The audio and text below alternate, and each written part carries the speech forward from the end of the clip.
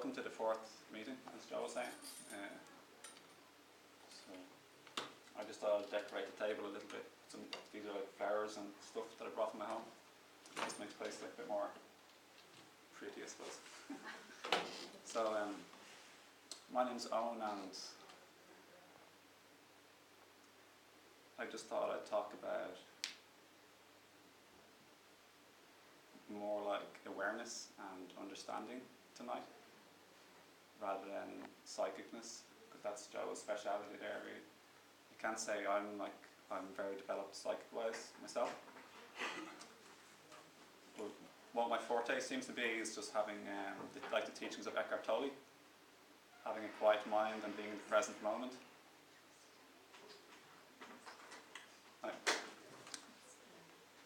It seems these days most people's problems stem from the mind.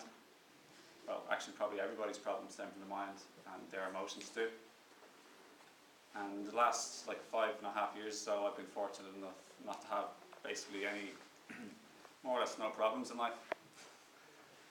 Because my mind isn't always making problems out of the situation that presents itself in my life.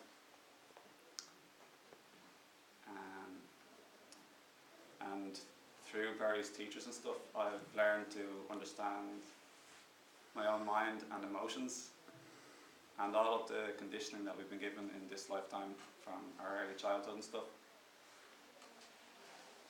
You see, most of us are very, very conditioned,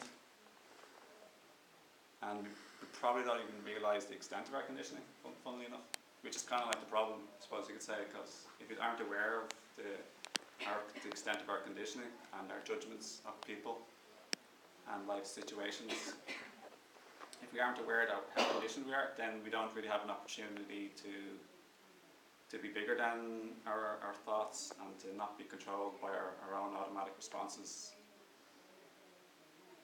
and our own automatic negative reactions to life and our fears and stuff like that.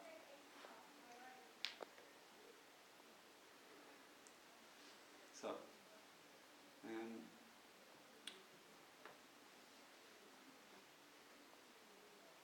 Eckhart Tolle, I like to mention him because I think he's a really fantastic teacher. I think he's probably the best teacher that I've come across myself, along with lots of other ones too. But he describes humanity as lost in thought, which is definitely a very accurate way to describe human beings at the moment. You can see worldwide coming up to 2012, you can see all the mayhem and chaos in the world and all the fighting between people, nations, wars, even just fighting between people in the home and in the workplace and everything else, and the way people are exploiting each other and destroying the earth and hurting the animals. And the ego is what's the reason? It's our own thoughts, basically speaking. It's the idea of who we think we are, rather than the first-hand immediate experience of who we are, which is experienced when there's a gap in the stream of thoughts. So usually people are just thinking non-stop, and because it's happening so much to them, they no longer realise they're lost in their thoughts. And that's why people meditate, to create a gap in their thoughts. Which is really nice, to have a quieter mind. It's pretty much the essence of a lot of spirituality. It's you hear the word self-realization, stuff like that. It's a little bit, might be a little bit fancy. But self-realization, I suppose, realizing who you are from your own experience in this moment. Because most people are thinking about the past and the future all the time. But if you just become present in the moment, and if you just happen to have a break of thinking, then suddenly you're not thinking or worrying about your problems, or you're not judging somebody. You're not worrying about the next moment. And if you become just totally centered in the present moment alone, you're not rushing to the next moment. Because most people are actually in the conditioned the habit of always rushing to the next moment. be at the end of a sentence, or wanting to get there wherever they're going, like even if it's just the end of the room, or going to the sink, or to the bathroom, or travelling somewhere to do some shopping, or if they're, like, let's say, having a discussion or an argument, a nice friendly conversation with somebody. They're trying to basically like be right and get to the end point where they've become the one who is right and the person where their point has been made. So people are never really in the present moment. Yeah. Can I ask a question? Yeah. I wanted to say that at the beginning. Like, feel free to ask any questions. So just put up your hand. You're talking about being in the moment, and I tried to do that only last week, but I had so many things to think about, to remind myself, that I thought, if I stay in the moment, I'm going to forget all these things. So how do you compensate there? Okay. To think in the moment and then go, but yeah, that means I'm going to forget about buying a birthday card or, Yeah. a bill or something. I know, you see, because if we have, like, let's say 10 things to do in the day, or in the week, or whatever, much more things to do, generally people aren't, they have, it's much more, like, better for you to not to be thinking about stuff all the time, because if I have to, let's say, do an errand, or, like, do something for somebody, or collect something from work or wherever else, see, what happens is the mind is like always like cycling and looping and repeating itself all the time. And if, let's say, if it's like, let's say something like a job interview, or me like coming here to like give a talk tonight. This is my second talk. Like I gave one a few months ago. Or we're thinking about something we've got to do at work.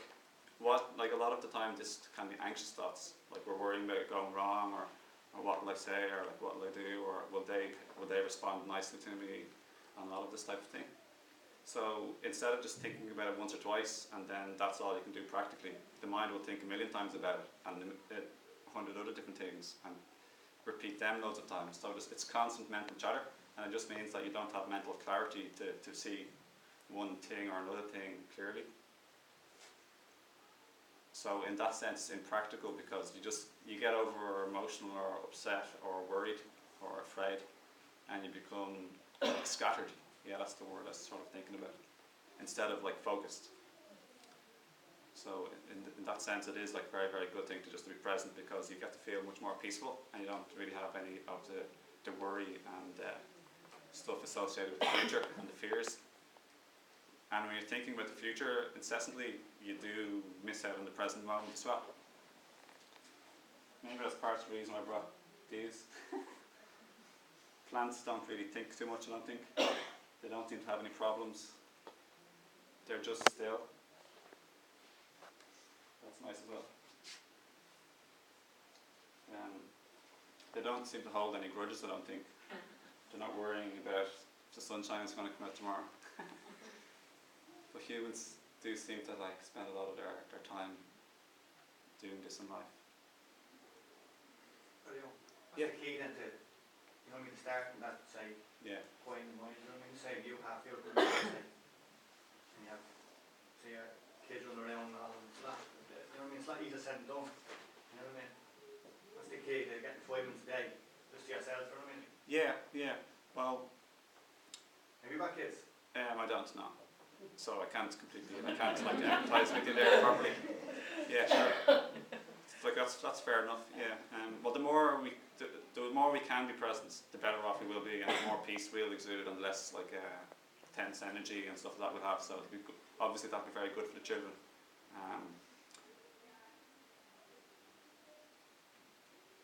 So being present or whatever else, it doesn't mean like we're opting out of life's like responsibilities.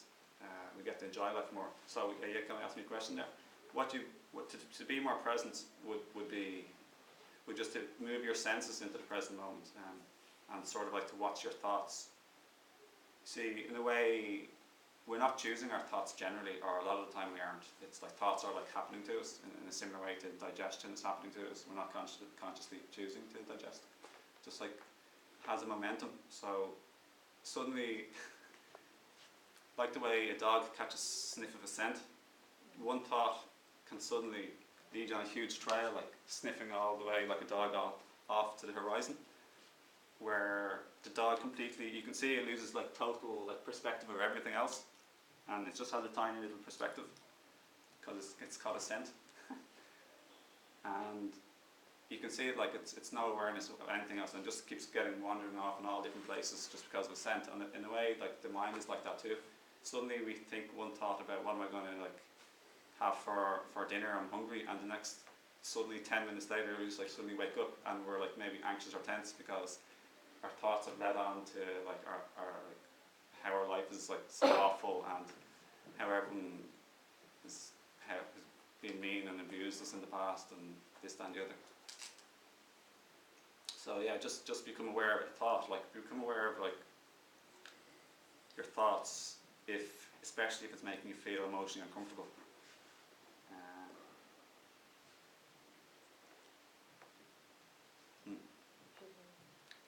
I just want to say to you that I think you need to create a space, either in your own home or somewhere you can go to, because there's no way you can do that without disengaging from the chaos that's around you. So you have to create a space. If you have one in the house, great. If you haven't, a spare room that you can create, it's just the way you've done there at the table. Yeah. I would have candles. I would have maybe little statues of angels, that I have a room where I can shut the door and I can play very gentle music and just sit and be. But I can't do that when I'm in the middle of chaos. That gentleman said with the children around and the noise level, everybody's, even in cars now, people play their music as if they're, I don't know, at a carnival or something, very high volume.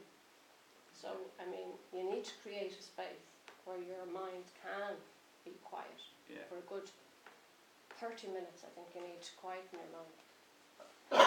Just sit and be, whether it's just to stare at the candle or close your eyes. I think that's essential.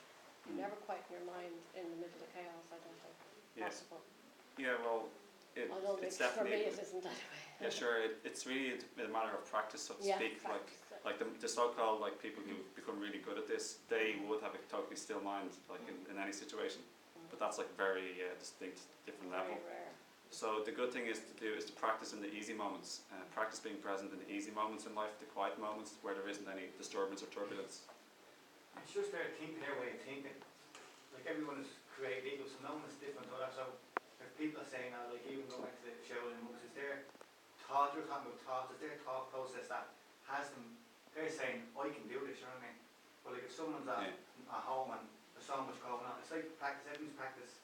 Yeah. And then you become good, you know what I mean? Yeah, it's true. No one is different, you can't say that, that Shaolin monk is better than me, or that person, or this person, because we're all creators one, so no one is better than another, you know what I mean? It's just, as you said, the mind is telling us that we can't do it, you know what I mean? Or we can't, we can't. And that's the whole bunch of time we got thoughts, you know what I mean? Yeah. Your thoughts can destroy you, let them, you know what I mean? I think we put a lot of obstacles in front of ourselves. We always look for easy options, you know. I haven't got the time, which It's actually, always an excuse. So when you some things are difficult to do, but you just have to go and do them. Yeah, when you believe these thoughts, like I don't have, like Byron Katie, I'm sure you've heard of her. Well, some of you might have heard of her. She's like an investigator of her own thoughts, and her emphasis is like becoming aware of a thought, and if it makes you feel uncomfortable or whatever else, investigate that thought. Like, I'm not able to do this, that thought, or that person is like being mean to me, and to question yourself, like, is that true? And like, for example, can I really not do this thing? But when we believe the thought, that's when when we give the thought proper attention and belief and weight, that's when we really like will be emotionally affected and controlled by the thought. Can I say something?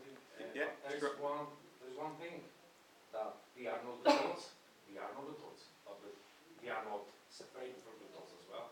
Yeah, okay. Do you know what I mean? Yeah, so sure. That kind of perception, they're very powerful. I don't want to read any thoughts. It could be religious story or whatever, but they are still a creation which Tolkien used for his kind of creation of, you know? Yeah, definitely. Thoughts are like, in a way, they're the most powerful tool we have. But at the same time, they're like the biggest hindrance, we have. The biggest obstacle we have to enlightenment, so to speak, or self-realization are thoughts, but at the same time, they are the greatest power we have. everything before it becomes manifest in the world, before we do something in life or before we see it physically appear in our life, it's been a thought or an idea before. So thoughts are like extremely powerful. So it's one thing to be aware of the thought or our thoughts and to be bigger than our thoughts, have a grander perspective. And meditating is like a wonderful way to do it. Become quieter mind. And I just ask, where a lot of people would find it difficult to meditate or even to start to understand how to meditate, how would you see affirmations being an advantage to bring into your life, literally anywhere and everywhere, and you don't think you need to make time for them? Yeah, I think affirmations are fantastic. It's basically just rewiring your programming. Yeah. It's stamping over a negative thought that's disempowering and to replace it with a thought that will help us, first of all, probably be a bit more realistic. Because a lot of thoughts these days, we've grew up in this like kind of crazy society, so we've been taught to believe things that we're not like capable of amazing things or beautiful things, or we're not like beautiful and lovely and we're not like divine, or that other people aren't lovely and that the world is out to get us and all this type of thing. So that's